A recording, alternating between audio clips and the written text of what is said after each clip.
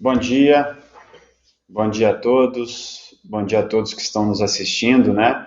Acho que os nossos brilhantes participantes desse painel de hoje já foram apresentados, vão ter a oportunidade em breve, né, de colocar aí os seus pontos de vista, as suas experiências, né, sobre um tema que é um tema tão relevante, um tema cada vez mais falado, né, e mais presente nos diversos sistemas aí dos diversos países, né, globalmente, né, que é a importância, né, dos ecossistemas para a inovação, como esses ecossistemas, né, se bem orientados, se bem organizados, eles ajudam o ambiente local, no nosso caso, né, o ambiente de saúde a inovar, a trazer novidades, né, a promover um ambiente, né, que proporcione aí uma inovação cada vez mais ativa e que influencie cada vez mais nas nossas sociedades.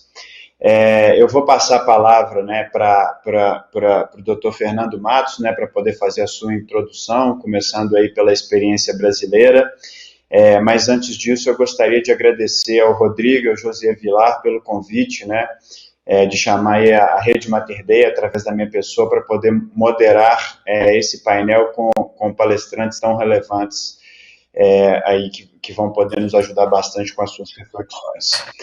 A gente vai combinar, né, para inclusive a gente informar aí ao público que está nos assistindo, cada um dos palestrantes vai colocar as suas ideias, né, vai falar um pouco das suas experiências aí numa apresentação de em torno de 10 minutos, e depois a gente vai ter uma oportunidade para responder as perguntas de quem está nos assistindo, e essas perguntas devem ser aí, a organização dos números disponibilizados para todos, tá?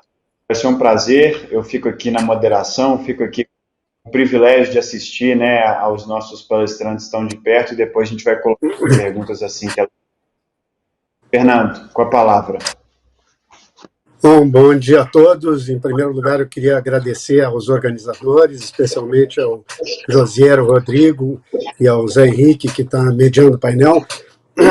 Agradecer também aos demais painelistas com os quais nós vamos compartilhar conhecimento, e certamente eu vou sair mais rico desse processo do que entrei.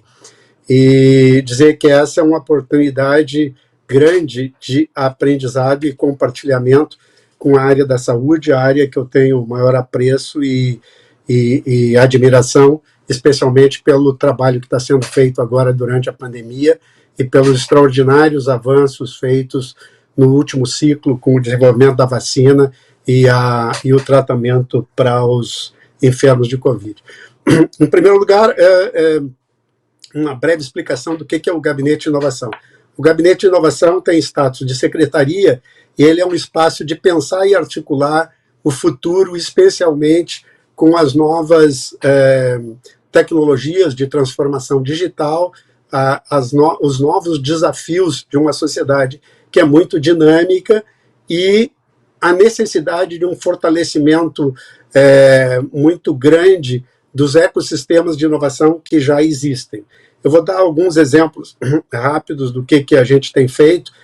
Nós temos um projeto que é Cidadão Digital. A partir de 1º de setembro, os 20% dos nascidos em Porto Alegre já vão nascer cidadãos digitais, com todos os seus documentos num único site, onde a sua família vai poder acompanhar para o resto da vida, e vão sendo incluídos as informações, fazendo com que essa geração no futuro seja talvez a primeira geração digital da cidade de Porto Alegre. Um segundo projeto importante é o georreferenciamento COVID, que a gente está tentando utilizar tecnologias de georreferenciamento para avaliar os pontos de concentração de contaminados nos 15 dias anteriores à contaminação. Esse é um projeto que entra em ciclo agora nos próximos 60 dias, é um piloto e provavelmente, se ele der certo, ele vai servir como exemplo para outros lugares. E o terceiro exemplo é a organização do Hub da Saúde. Eu peguei 3 exemplos da área da saúde. como um dos principais geradores de renda na cidade de Porto Alegre. A cidade de Porto Alegre tem uma característica muito especial, a área da saúde é muito desenvolvida e nós temos, né, grandes exemplos de instituições na área da saúde que são muito bem sucedidas. Agora, por exemplo, o Hospital Moinhos de Vento já ocupa o 2º posto no ranking nacional das melhores instituições hospitalares. Rapidamente, a gente tem muito pouco tempo, mas tem 2 palavras-chave no tema dessas apresentações: inovação e ecossistema, né? Como é que essas 2 coisas se conectam? Tá? Traduzindo de uma forma muito simples, inovação é a geração de valor gerada pela implementação de uma ideia nova. Então, não tem nada mais antigo do que inovar. Inovar é ter uma ideia nova, não precisa ser nova para o mundo, pode ser nova para você. Você implementa essa ideia e agrega algum valor para alguém. Então, é valor gerado, né? Pela implementação, pelo trabalho de implementar uma ideia nova. Portanto, as necessidades humanas nascem com a nossa espécie. A nossa espécie é uma espécie que teve o privilégio de descer das árvores, deixar de comer raiz, passar a comer carne, cozinhar a carne, com isso diminui os músculos da mandíbula, aumenta a caixa encefálica, mais cérebro faz com que ele comece a resolver os problemas, trazendo soluções para problemas do dia a dia, coisa que a nossa espécie se destacou. E essas soluções são tecnologias. Tudo que resolve problema são tecnologias. Eu gosto muito de uma paleontóloga americana que perguntaram para ela quando começou a humanidade, né? Quando é que esses seres que se desenvolveram, esses hominídeos, se transformaram em humanos. E ela diz que, do ponto de vista dela, a marca civilizatória que nos transformou em humanos é a cicatrização, a calcificação de um fêmur num esqueleto encontrado há milhares de anos atrás. Por que ela cita isso como o paradigma do nascimento da humanidade? Porque naquela época, se alguém quebrasse um fêmur, ele era candidato a morrer. Ele provavelmente morreria e certamente morreria se não houvesse alguém para cuidar, para zelar, para trazer comida, para atender, para aquecer e assim por diante. Então, o nascimento da nossa espécie é um ato de caridade humana e é uma tecnologia social. E se nós estamos falando para a saúde é a área que incorporou todas essas tecnologias sociais e transformou o que foi um ato empírico, né, uma inovação empírica, num ato científico baseado em conhecimento e apropriando tecnologias cada vez mais sofisticadas. Portanto, nós resolvemos diversos problemas, como cuidar dos outros, como nos comunicarmos com os outros, a fala, a fabulação, o momento em que a gente criou o futuro, o momento que fez com que a gente pudesse se coordenar em grandes grupos para enfrentar outros problemas. Essas tecnologias são tecnologias sociais altamente sofisticadas, embora não tenham devices, não tenham nada digital. Elas são tecnologias da natureza humana. E a grande conclusão é que a inovação é um companheiro antigo da nossa espécie. E ela começa com as inovações sociais, e por mais que a gente enxergue hoje as inovações tecnológicas, nós temos que prestar atenção no que nós somos e para onde nós estamos caminhando se nós não resolvermos os problemas da sociedade.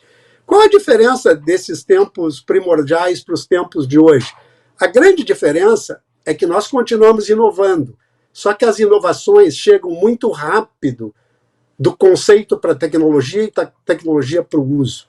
O que houve, de verdade, foi uma redução dos tempos, um aumento de velocidade do uso das inovações, uma aceleração de uma curva assintótica que cresce de maneira extraordinariamente rápida. Se vocês olharem, por exemplo, as primeiras tecnologias, né, a máquina a vapor, ela foi inventada por um sujeito, um engenheiro, um criativo, um matemático, lá na escola de Alexandria, no século I. Ele criou um pequeno objeto esférico, botou água dentro, ferveu a água e fez 2 furos descentralizados, e esses furos causaram um momento e aquela aquela bola girou em torno de um eixo.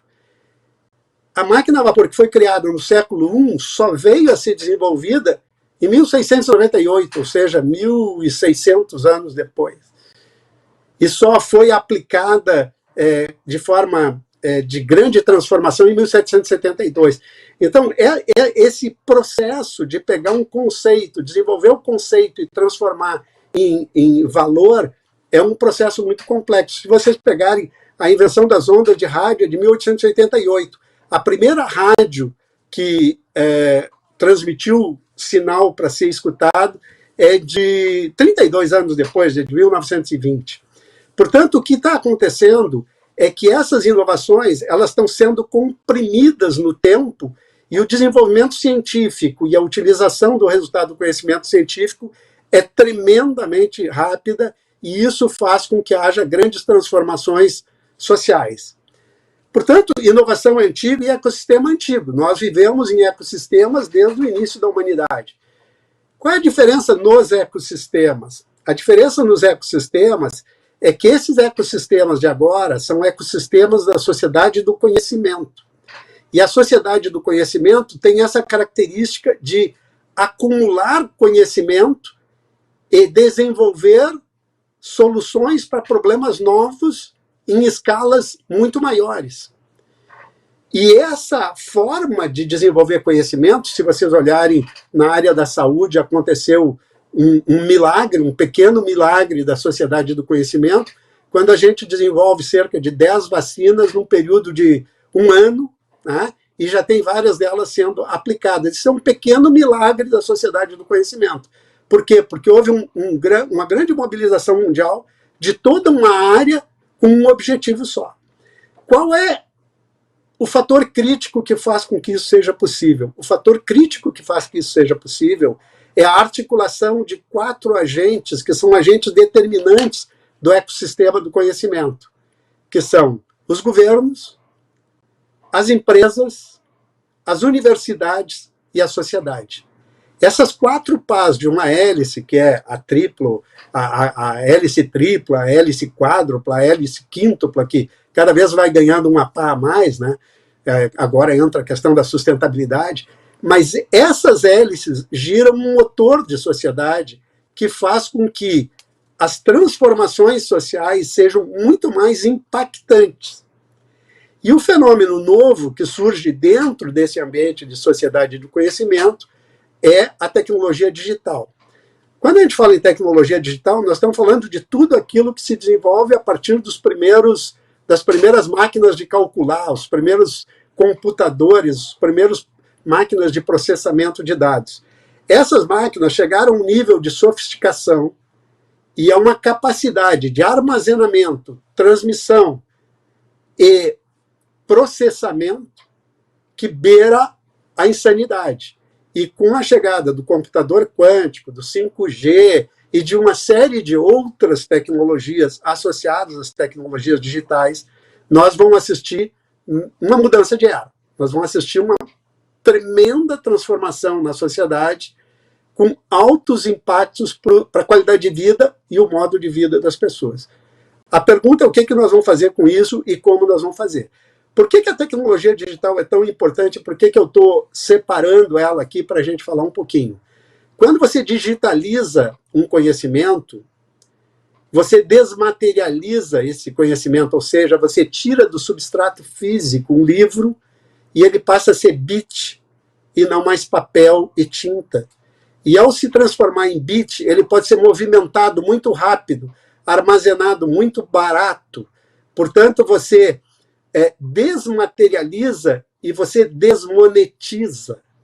E ao desmonetizar, você faz o custo descer muito rapidamente e você democratiza o acesso. Então, o que acontece com a tecnologia digital nesse ecossistema da sociedade do conhecimento é que ela é uma poderosíssima ferramenta para resolver problemas complexos.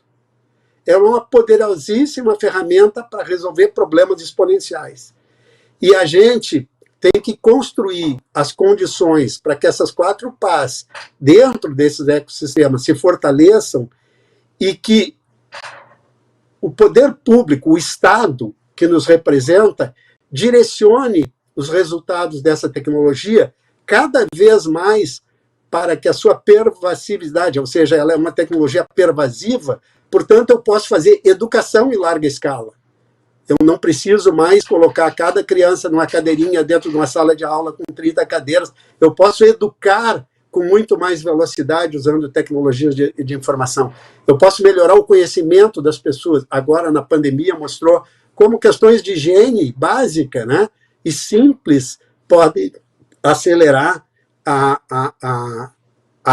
podem reduzir a velocidade da expansão do vírus, né? A pandemia, nesse sentido, junto com essa sociedade do conhecimento, ela foi um enorme avanço para a civilização de todo o planeta. Por quê? Porque ela, de certa forma, escancarou a falta de tecnologias, a abundância de tecnologias, mas a falta de tecnologias sociais para resolver problemas históricos da humanidade, né? Eu vou dar alguns dados, assim, né? Morre 7 pessoas por minuto de fome no mundo. Morre 3 pessoas por minuto de sede, por falta de água, né? Morre 2 pessoas por minuto por malária no mundo. Isso é bem maior que a pandemia, infelizmente. E a gente tem tecnologia para resolver esses problemas, assim como a gente está desenvolvendo tecnologia para resolver o problema da pandemia. Quais as conclusões que eu tiro aqui, tentando ser breve o suficiente para atender o tempo aí de 10, 12 minutos, né? As conclusões é que, primeiro, nós temos uma enorme oportunidade para um aprimoramento da civilização humana. Uma enorme oportunidade. Porque, do ponto de vista da pandemia, eu acho que todos nós entendemos que alguns problemas não são problemas de um, são problemas de todos. Se alguém estiver contaminado por um vírus que se reproduz fácil e se transmite fácil, todos nós seremos vítimas, né? A segunda coisa é que todos nós descobrimos que existe uma tremenda disparidade de inclusão social e econômica. No mundo inteiro, mas especialmente no país que a gente vive, no Brasil. E a gente precisa de tecnologias gerenciais, precisa de tecnologias digitais, tecnologias sociais, fundamentalmente, para fazer com que esses ecossistemas da sociedade do conhecimento promovam transformações grandes suficientes para evitar que a disparidade social seja uma chaga que acaba colocando em risco a sobrevivência de todos nós. Eu agradeço aqui a oportunidade de compartilhar, fico à disposição e tenho certeza absoluta que esse evento é um exemplo do que a tecnologia de comunicação e informação pode fazer na difusão de conhecimento e no compartilhamento de riqueza com toda a sociedade. Obrigado a todos. Muito obrigado, Fernando. Acho que conseguiu apresentar para a gente um retrato muito legal da sociedade, né? Veio desde o início aí de como surgiram as inovações, do processo de inovação, mas principalmente da democratização da inovação através do ecossistema.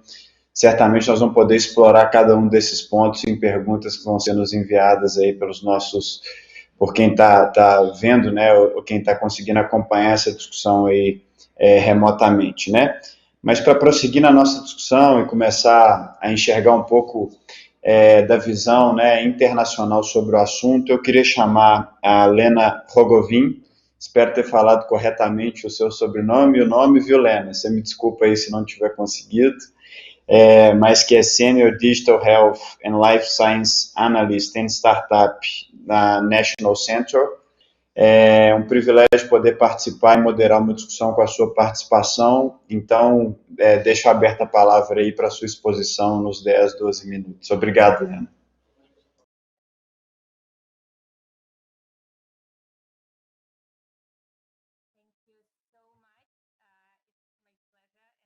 Muito obrigada. É um prazer para mim estar aqui.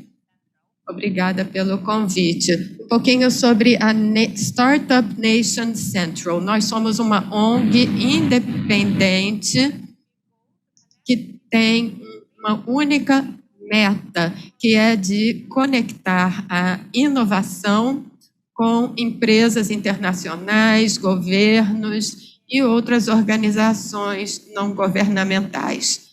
O que nós fazemos, basicamente, são duas coisas. Uma parte das nossas atividades é ligada em dados e conhecimento, através da nossa plataforma online,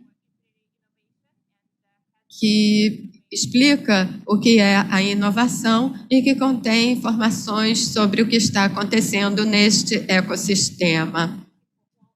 Portanto, é a nossa atividade básica. A segunda parte da nossa atuação é, na verdade, a formação de delegações de multinacionais que não incluem ainda atividades de inovação, mas que já entendem que devem se inserir nesse ecossistema. Então, em resumido, é isso que é a Startup Nation Central. Eu queria mencionar um estudo de caso de Israel, que é muito importante para os ecossistemas de inovação. E isso nos comprova que funciona mesmo. Eu vou falar um pouco sobre este exemplo. Nós temos quase 700 startups digitais em diferentes estágios de desenvolvimento conosco. Isso torna o segmento de saúde digital o maior em desenvolvimento do mundo. Mais empresas de saúde digital, até mesmo do que segurança cibernética, que é um segmento muito intenso na inovação em Israel. Mas não é apenas um grupo de startups, é um ecossistema interconectado que consiste do próprio do sistema de saúde do país, de Israel, do governo, que participa muito ativamente no setor, motivando programas e inovações em estágio inicial. Diferentes tipos de multinacionais também, que existem há muitos anos. São mais de 300 empresas que estão ativas na saúde digital. A Johnson & Johnson, na verdade, é um ótimo exemplo de por que as multinacionais são tão atuantes. Eles têm uma enorme presença, são parceiros em uma das incubadoras de saúde digital e são um ator muito ativo. Além dos centros de pesquisa e desenvolvimento, há também os laboratórios abertos de inovação, que estão sendo muito utilizados nos últimos anos, são ambientes mais baratos e ágeis para as multinacionais usarem. E para também, assim, através desses laboratórios, atingirem e acessarem o ecossistema de inovações, com soluções customizadas para os seus desafios. A parte mais importante do ecossistema de inovação é que o ecossistema de saúde, que inclui os planos de saúde, os HMOs, como são chamados em inglês, e envolvem tanto o prestador de serviços de saúde como as seguradoras de saúde. Existem apenas 4, e eles incluem um serviço universal de atendimento em saúde, e eles se deram conta de que os dados são um ativo muito importante e valioso para o setor de saúde. Isso é uma coisa que precisa ser capitalizada, tanto para os prestadores de saúde, como para a parte de inovação externa. Então, os nossos planos de saúde são digitalizados e digitalizaram seus dados de saúde, já começaram isso há 25 anos, já temos um grande percentual digitalizado. O exemplo dentro do sistema de saúde público foi a exitosa campanha de vacinação feita juntamente com a Pfizer, em que 40% da população foi logo vacinada, da população adulta. O Israel foi o único país do mundo que conseguiu oferecer em troca Big Data e estatísticas gerais para os processos de vacinação. Israel é um país de imigrantes, temos uma população de origens bastante diversas,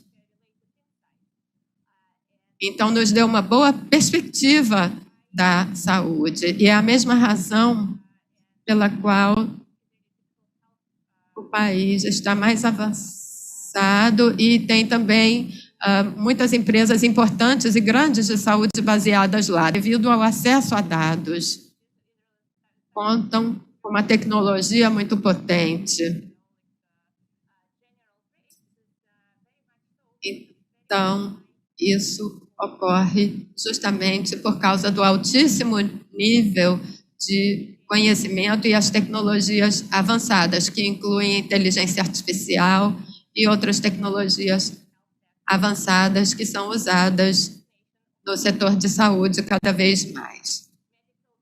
Então, isso oferece capacidades, dados de saúde e, com isso, os prestadores de serviços de saúde incorporam, através de parcerias, essas inovações. E assim conseguem um bom desenvolvimento. Eu tenho poucos minutos para concluir e gostaria de resumir a importância e o papel dos diferentes atores dentro desse ecossistema do setor de saúde. Primeira mensagem é que é um ecossistema interconectado, onde todos trabalham juntos, eles sabem e querem trabalhar juntos. Segundo ponto é a participação de empresas multinacionais na inovação. Então, é uma atividade que, por um lado, temos os centros de pesquisa e desenvolvimento das multinacionais de altíssima qualidade, com ótimos profissionais para o ecossistema. E, por outro lado, as multinacionais levam a cabo verdadeiras transformações nas empresas e trazem esse conhecimento para o ecossistema. Então, as startups já conhecem os desafios que vão enfrentar. E último, mas não menos importante, cada plano de saúde, seguradora ou HMO, tem a sua uma plataforma de inovação à disposição para trabalhar com as suas inovações. Então, com isso, muitas novas startups se desenvolvem a partir dessa plataforma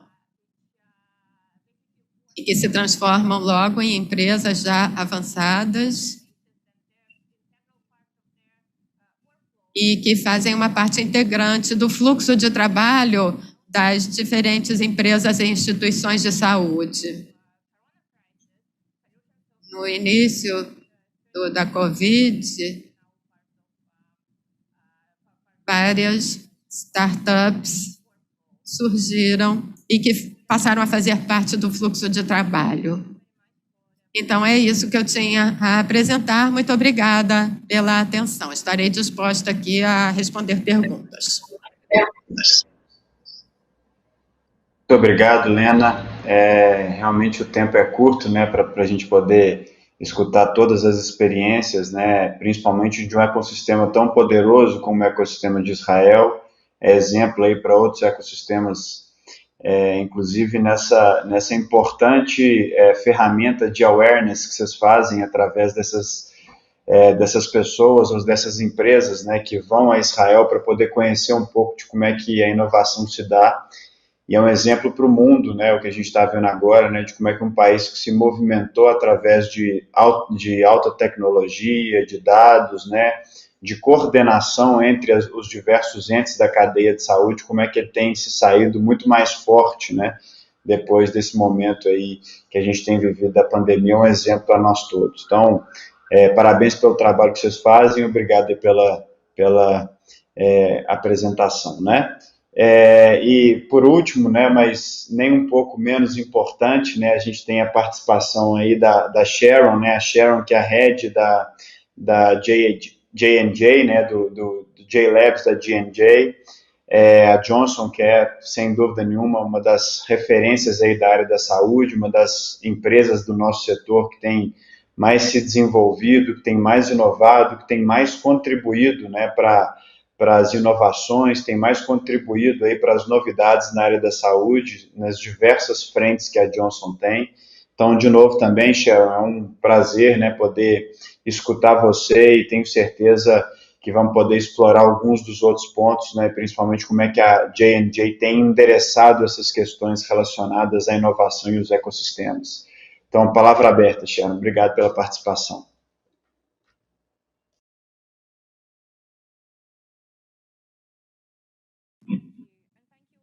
Muito obrigada.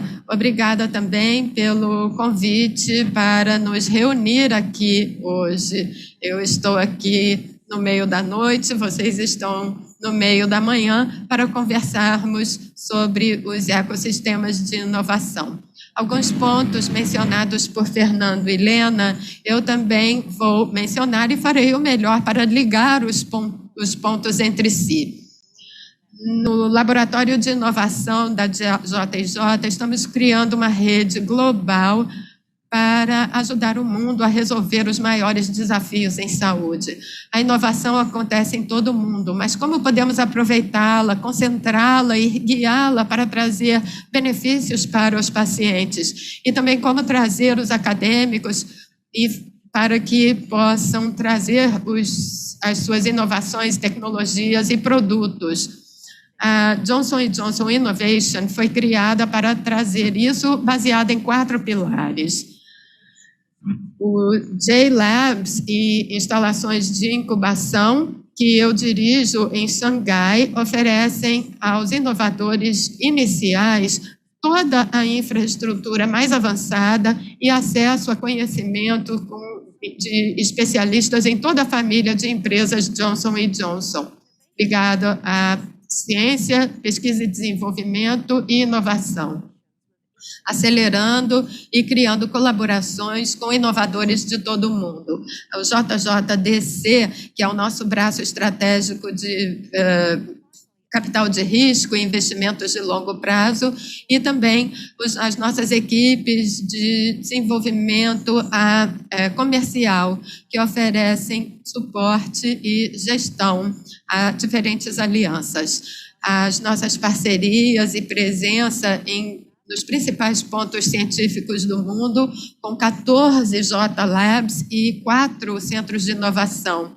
Na região da Ásia-Pacífico, temos o Centro de Inovação muito importante e colaboramos como uma única equipe, identificando parcerias e colaborações em estágios iniciais de projetos ligados a farmacêuticos, produtos, atendimento à saúde e novos modelos de negócios. Então, na Johnson & Johnson Innovation, nossa meta é avançar produtos e soluções inovadores para melhorar a saúde dos seres humanos através de colaborações e parcerias, possibilitando que os inovadores tenham acesso a tecnologias através dos nossos recursos de incubação e comercialização.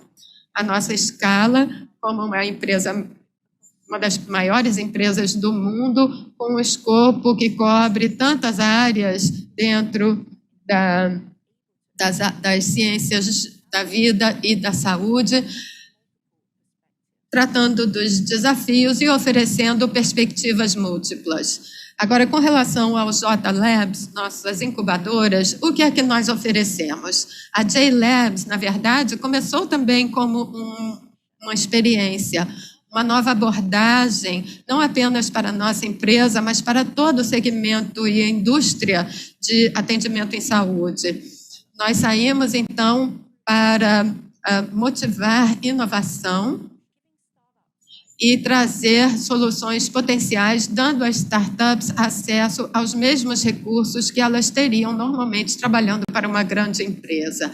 Mas é mais do que simplesmente a combinação de espaços de laboratório compartilhado, recursos e apoio tecnológico e científico. Nós oferecemos também todo o acesso a um ecossistema que pode transformar as ideias do conceito à realidade. Com isso, nossas startups e empresas residentes podem fazer as ligações corretas e ter a velocidade necessária para se concentrarem naquilo que fazem melhor e na ciência. A parte tecnológica sempre está aí para permitir que os inovadores façam o que fazem melhor e trabalham conosco para melhorar vidas de pacientes, de pessoas. Desde junho de 2019, quando nós abrimos em Xangai, já apoiamos 55 startups e trouxemos inovações em dispositivos médicos, produtos de consumo e saúde digital. Alguns destaques que saíram dos J Labs. Em 2012, nós instalamos a nossa primeira instalação em San Diego, na Califórnia. Já ajudamos 725 startups a terem êxito em todo o espectro do atendimento em saúde. Todas essas 725 startups já levantaram mais de 46 bilhões de dólares. Tivemos muitos IPOs e 25 aquisições. Como diretora do J Labs na região da Ásia-Pacífico, nós queremos alimentar um ecossistema num dos países de maior crescimento do mundo. China, Singapura, Japão, Austrália e Índia, entre outros, sendo que a China e a Índia são também membros do BRICS. Nós esperamos que o nosso laboratório em Xangai encontre uma boa ressonância com muitos de vocês. Também informo que já temos 55 empresas residentes ou empresas júniores em Xangai, já levantaram mais de 100 bilhões de dólares em financiamentos, parcerias e colaborações. Isso inclui um IPO, 2 aquisições e mais de 50 negociações. As negociações são muito importantes. De 1 em cada 5 empresas, 20% já conseguiram negociações com alguma das empresas da família Johnson. Também apoiamos a diversidade na nossa carteira de empresas e a carteira total do J Labs tem 30% de liderança de mulheres, 16% são empresárias pela primeira vez, iniciantes, e nós medimos também as minorias étnicas. 30% das minorias também estão em posições de liderança. Então, nesse nosso engajamento com vias a um alcance global, nós achamos que conseguimos oferecer um apoio bastante exitoso para todo mundo, para trazer soluções que trarão melhor bem-estar para todos. Enfim, e o nosso papel na colaboração, que já foi mencionado por todos aqui hoje, no sentido de avançar com as inovações. Na JJ Innovation, nós acreditamos que uma boa ideia pode vir de qualquer lugar. Quando juntamos empresários, academia, inovadores, eles trazem novas soluções criativas todos os dias. A capacidade e até a vontade de correr riscos e de encontrar soluções que são potencialmente transformadoras. Sabemos que trazer inovações para o mercado de saúde não é fácil. Startups, muitas vezes, precisam de recursos financeiros, instalações, conhecimento, regulamentação e conhecimento de comercialização. E as redes globais também, para levar a ciência e a tecnologia para pacientes em todo o mundo. Portanto, startups e as grandes indústrias farmacêuticas estão tentando se adaptar também às novas exigências mundiais ligadas ao clima e à mudança climática e à redução de carbono. Sabemos que ninguém tem o monopólio sobre a inovação e nenhuma empresa sozinha pode fazer isso.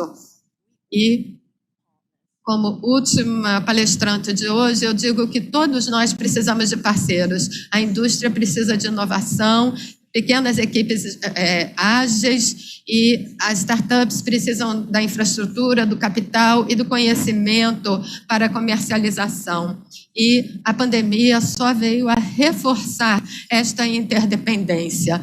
Para mim, então, resumindo, a colaboração é vital para termos um ecossistema aberto, seja uma troca de ideias robusta para levar a inovações através do apoio a sucessos ou através de grandes avanços em soluções. Obrigada.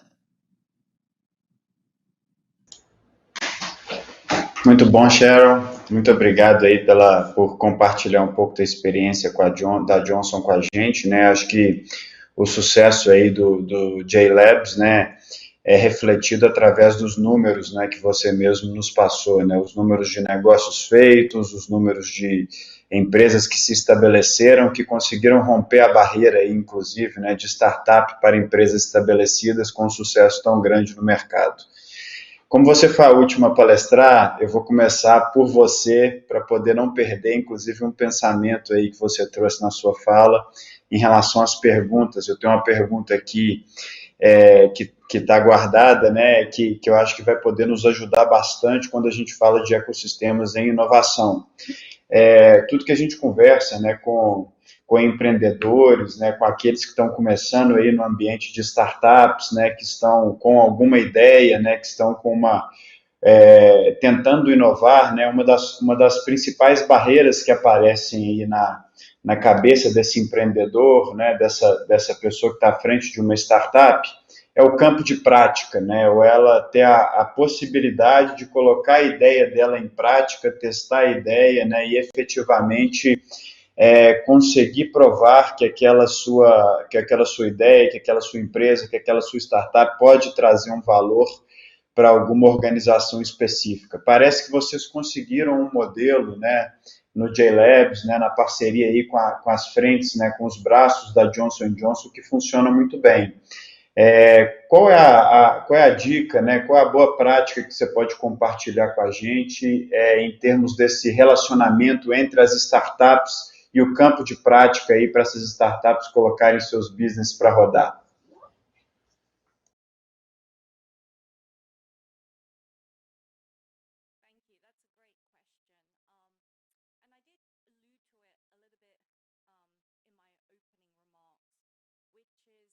Bom, que pergunta maravilhosa. Eu falei disso na minha apresentação. Eu poderia te dar um exemplo. Nas ciências da vida, o caminho para a comercialização é muito difícil. E em tecnologia, por exemplo, você tem uns caras, você dá $10.000 e você tem, no dia seguinte, Facebook, TikTok. Ou seja, você tem todos esses apps que estão funcionando. Mas com as ciências médicas é muito diferente, porque você precisa de um grupo de especialistas em ciências, você tem que fazer pesquisa, estudos clínicos, você tem que ter aprovação regulatória. E se você passa todas essas barreiras, e só 5% na indústria tem sucesso, você precisa de alguém que pague isso tudo. Ou seja, o caminho, a comercialização é muito difícil. E, sendo um startup, essas barreiras de infraestrutura, de microscópicos, ou seja, tudo que você precisa é muito difícil. As impressoras 3D, tudo é muito, muito caro, como o dinheiro necessário para operar esses laboratórios, ou seja, o financiamento é uma barreira, assim como a experiência. Então, quando falamos de Johnson & Johnson e trabalhar com startups, eu acredito que elas precisam de infraestrutura, experiência e o capital. E tudo isso em J-Labs a gente faz. Então, pela perspectiva da Johnson & Johnson, nós queremos, então, ter inovação. E todos queremos economia de recursos nessa indústria.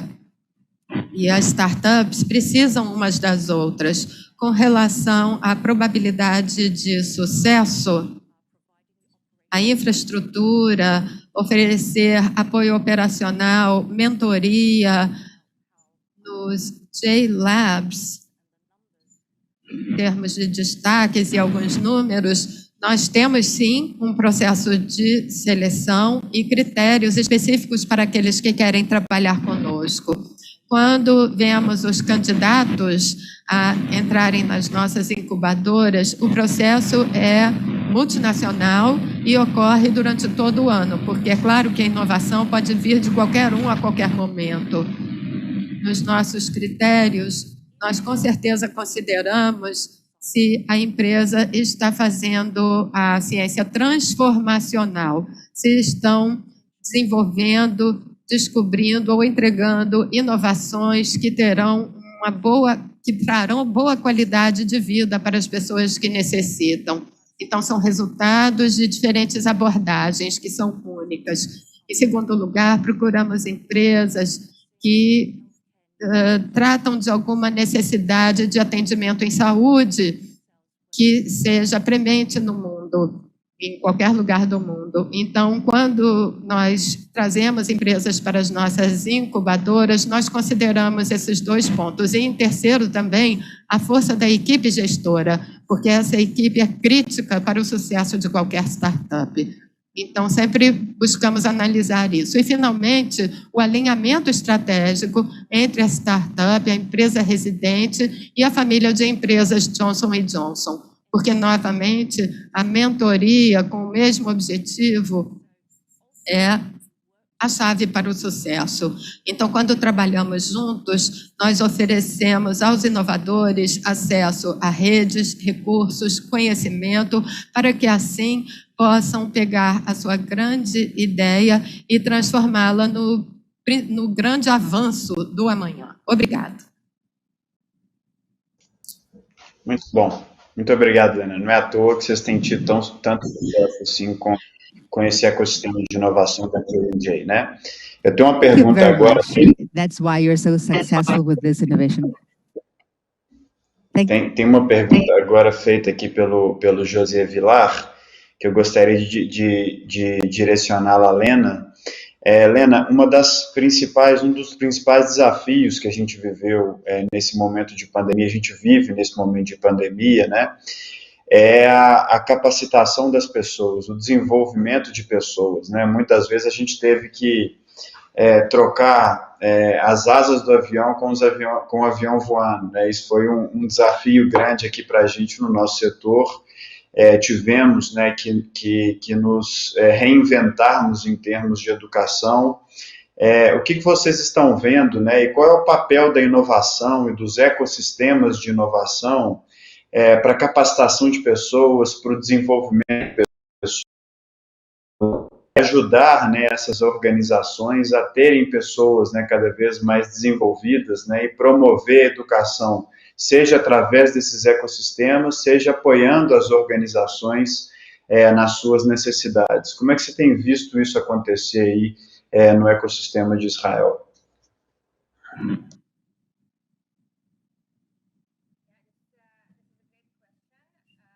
Ótima pergunta. Bom, como em todos os lugares do mundo, tudo veio de forma remota. E eu não sei se todos tiveram o mesmo nível digital, mas existe uma quantidade crescente de startups que estão lidando com esse desafio específico de oferecer capacitação e formação remota para vários tipos de simulações envolvendo profissionais de saúde e também é uma das áreas neste segmento, juntamente com telesaúde, telemedicina, que avançou muito por causa desse problema. Então, toda crise acaba sendo uma crise, mas também traz oportunidades para a formação remota. Do nosso ponto de vista, as organizações que trabalham com startups no ecossistema, com clientes, eles trouxeram muitas delegações para Israel e organizaram vários eventos de educação, oficinas, workshops, desafios de inovação. É claro que fora da pandemia, nós fazíamos isso com maior frequência. Agora, nós tínhamos centros com 100 pessoas, com lugar para 100 pessoas, um hub muito conhecido, e era onde realizávamos nossos eventos, mas as atividades comunitárias físicas foram canceladas por causa da pandemia e conseguimos passar para o ambiente remoto. Todos os anos nós tínhamos visita de 70 delegações. No ano passado, nós usamos o Zoom, o Microsoft Teams, e isso funcionou bem. Mas, obviamente, são soluções mais temporárias. E agora estamos usando soluções híbridas com atividades online e offline. E achamos que vai tudo continuar assim.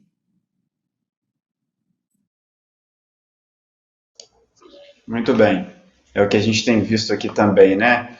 E acho que os ecossistemas podem ajudar muito, né? Também em termos de realidade virtual, né? De incorporação de tecnologias também para poder aproximar, sem necessariamente estarmos todos juntos, né? Em um ambiente fechado, né? Aproximar a prática da teoria. Acho que isso tem sido também criado aqui nos ecossistemas nacionais.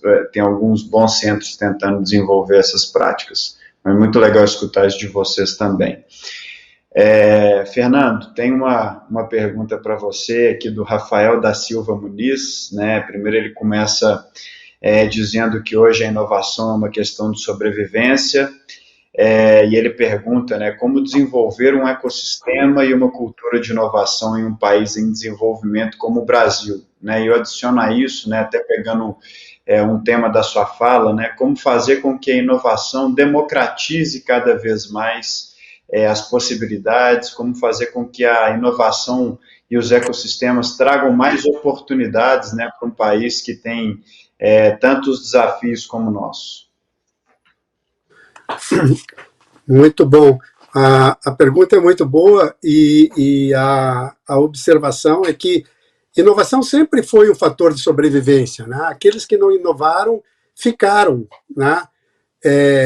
Para nós, ela se torna muito mais veloz o processo de descarte daqueles que não inovam. Eu queria aproveitar aqui o comentário da Sharon e da Lena para dizer que aqui no Rio Grande do Sul teve uma experiência muito bem sucedida de criação de um ecossistema, onde empresas grandes como a Randon, a Marco Polo e mais 2 ou 3 empresas de Caxias do Sul é um polo metal mecânico e de mobilidade muito forte aqui no estado, elas se uniram e criaram um ecossistema, atraíram startups e elas fizeram o seguinte, elas definiram quais eram os principais desafios das 4 empresas. Que problema elas queriam resolver? E trouxeram as startups para dentro das empresas, organizadamente, depois de um processo de capacitação e desafiaram as empresas a colocarem recurso para resolver problemas concretos das empresas. O exemplo da Johnson & Johnson, para mim, é emblemático. Quando uma empresa traz parceiros para desenvolver inovação focada na sua estratégia de negócio, você está juntando duas pás extremamente fortes, que é a questão do conhecimento, né, do apetite ao risco das empresas novas, com a necessidade das empresas grandes de ser mais ágil, mais rápida, mais inovadora, pensar em inovação aberta e colocar à disposição recursos. E quando a gente fala recurso, não é só recurso financeiro, como a Sharon disse, é recurso de network, é recurso de relacionamento, é recurso de acesso ao conhecimento, de acesso aos equipamentos, como tu bem colocaste, Zé Henrique, e, fundamentalmente, de ter um problema concreto que precisa ser resolvido.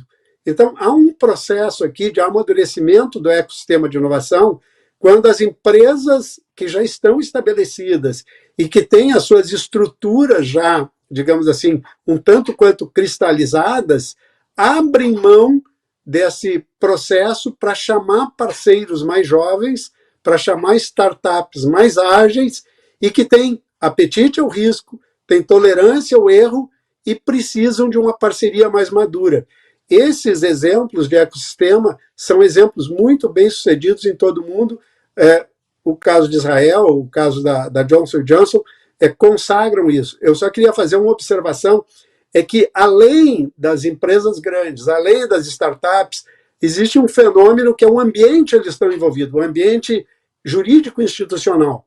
Não é de graça que Israel, né, é considerado Startup Nation, né, quer dizer, a nação das startups, porque existe um ambiente favorável. E no caso de Israel, especificamente, no caso da Johnson & Johnson, eu tenho certeza que a visão é a mesma, o desafio é ter grandes problemas de impacto global, ou seja, como eu vou atuar globalmente. Israel é um país razoavelmente pequeno em termos de área, é um país de população razoável, mas não é um número muito grande de população, e que tem que pensar no mercado global. Então, os desafios de Israel são desafios globais, ou seja, eu tenho que pensar em mercados onde existem uma grande capacidade de escalabilidade. Então, tanto a Johnson quanto Israel procuram, quanto a empresa, quanto a ONG da Startup Nation, eles procuram ambientes onde o espaço jurídico institucional fortalece a possibilidade e a ousadia de buscar soluções não tão convencionais. Então, esses são exemplos de parceria entre empresas, inovadores jovens e ambiente adequado. Muito bem, Fernando. Acho que nós já estamos encerrando aqui até pelo tempo, né? A gente precisa de encerrar às 11h10, senão o pessoal da organização puxa a nossa orelha aqui. Mas eu saio muito feliz com as discussões que eu tive a oportunidade de presenciar. Acho que a gente passou um pouco aí sobre os principais entes, né, na criação desse ecossistema de inovação de sucesso. Então, a gente falou aí do governo, a gente falou da sociedade, a gente falou das universidades, né, a gente falou das próprias empresas, aí na fala inicial do Fernando. Depois a gente falou de um ecossistema, né, que é de muito sucesso, um exemplo para diversos países, que é o ecossistema de Israel, que hoje consegue reunir, né, nesse ecossistema, inclusive, diversas multinacionais que vão beber daquela água, né, para poder conseguir resolver seus problemas num ambiente que talvez seja um ambiente mais propício para isso hoje no mundo, né, por todas as características daquele ambiente.